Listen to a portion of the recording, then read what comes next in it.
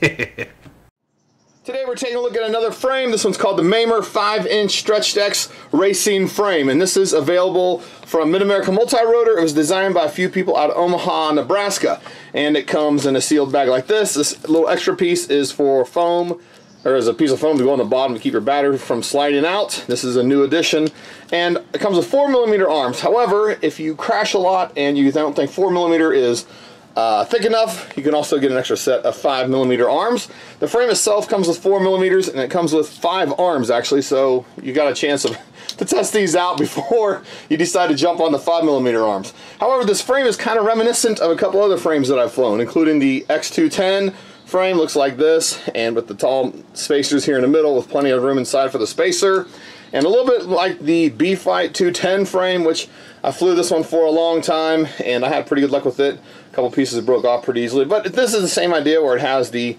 spacers and the top and middle plate and detachable arms. Anyway, we'll get this thing opened up and we'll start looking at some of the pieces.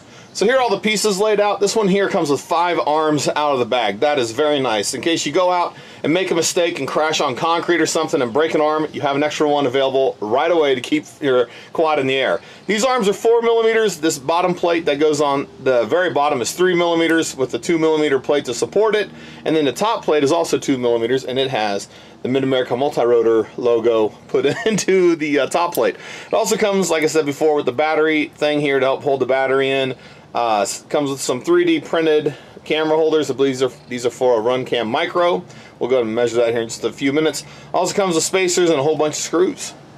And before you start assembling the frame, go ahead and take this pad, pull the backing off of it, and stick it right onto this thinner of the 2 bottom plates. And it's the right, you'll know it's the right one because all the hole screws line up. So when you're putting this together, there's 2 small bags of screws. The first bag contains the screws and the nuts to go on these outer pieces of the arm, and then the second one includes the longer screws, spacers, and the shorter screws for the inner holes here. So this second screw just goes through the bottom, up through the middle, and up into the top plate here. And then the spacer goes on to this, and look how much thread there is. There's a lot of threads on these screws, which is good for strength because little short ones tend to have a chance to bend, and then it strips out the screws down near the bottom. So you really want a lot of threads going up into there like that. And also, if you look at this, the thicker plate is up here on the top and the thinner one is down on the bottom, and that's because the top plate here will match up a little better with the top plate here, and also looks a lot cooler. So a nice thing about this also is that it has enough room inside here for a battery strap to go through. And usually if you buy a, spend a lot of money on Mid-America Multi-Rotor's website, they will include a free battery strap. It's never a guarantee, but it's been kind of a thing to put in a few of the different orders that I've placed. When these screws go into the pad, they just sink right in there. Like that, and then they're well below the pad size or pad height. And the nice thing about that is when your battery gets on here, it's not going to be resting on those screw heads, it's going to be resting on the pad like you want it to. So here's the MAMR 5-inch fully assembled. Now, just like every other quad, you're probably going to take a little file and scrub down these corners because they're going to tend to eat into your battery straps, and you want your battery strap Velcro to wear out before it wears through because of your carbon fiber. It's not that these are sharp, they're just, you know, need to be shaved like everything else. Also, back here in the back, you'll see the screw is kind of long here. In fact, it's kind of long on all 4 of them. And the reason for that is that these are 4mm arms, and since they sell 5mm arms, they make it so that you can pull the 4mm out and replace it with the 5mm without having to purchase new screws. You can just keep using the ones you already have. That is genius. These guys were actually thinking ahead when they designed this frame. So anyway, let's get some measurements off this frame. These arms are 4mm thick, about 9.5mm wide. The bottom plate's 2mm. The middle plate is 3mm. The top plate is 2mm. The spacers inside the frame are 25, which should make for a little bit easier build. The space between the camera mounts is about 19mm.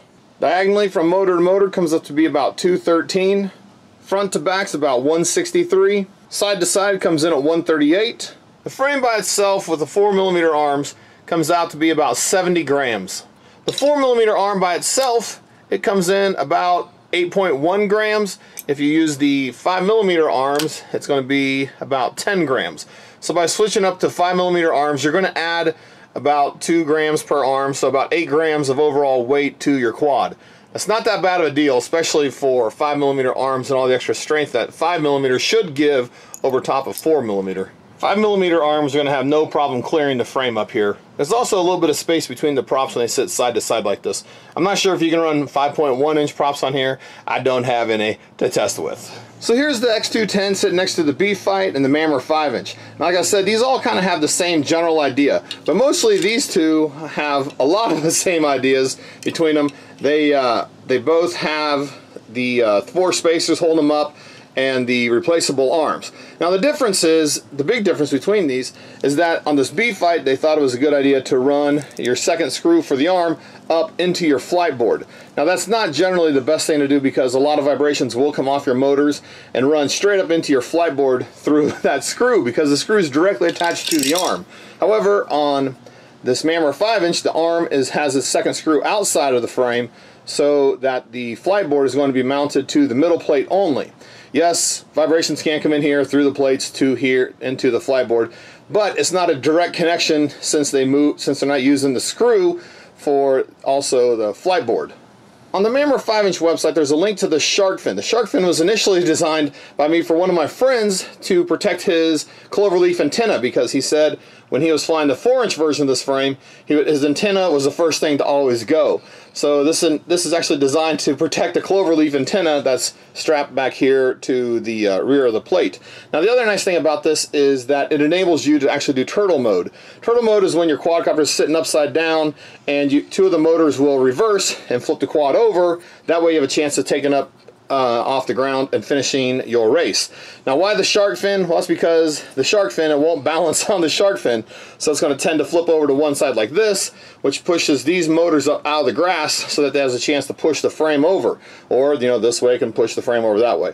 Either way, what it's doing is just putting a little bit of height to the middle of the frame so that you can do turtle mode tricks. The hole spacing on these arms are designed for the 16x9 motor mounts.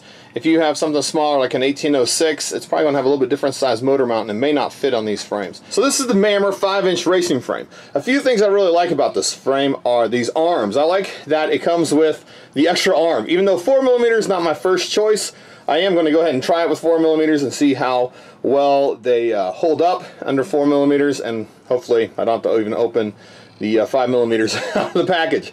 I do like that they came with extra long screws both for the spacers and for the here, so that if you do replace the 5mm you can keep using your same screws. Has the hole through the middle so you can run your battery strap through here and don't have to fight with your flyboard or your 4-in-1 ESC.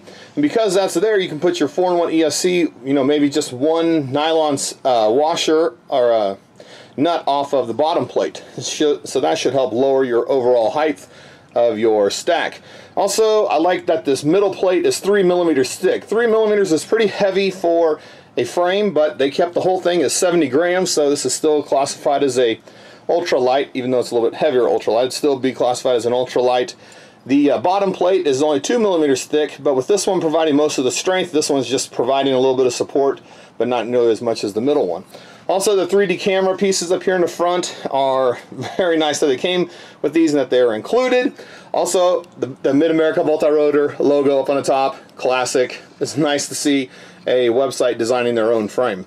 So anyway, this is the MAMR 5-inch racing frame. I'll have some links down in the description. There's going to be a coupon code available for a while, and you go ahead and try that. And it should give you 10% off of this frame. It's not for all the parts of the whole store, but just the frame. Anyway, so if you do decide to pick one of these up, use the code and save some money. Anyway, if you have any questions about this, leave them down in the comments. I'll try to help you out as best I can. If I don't know the answers, I'll ask the designers to make them answer them.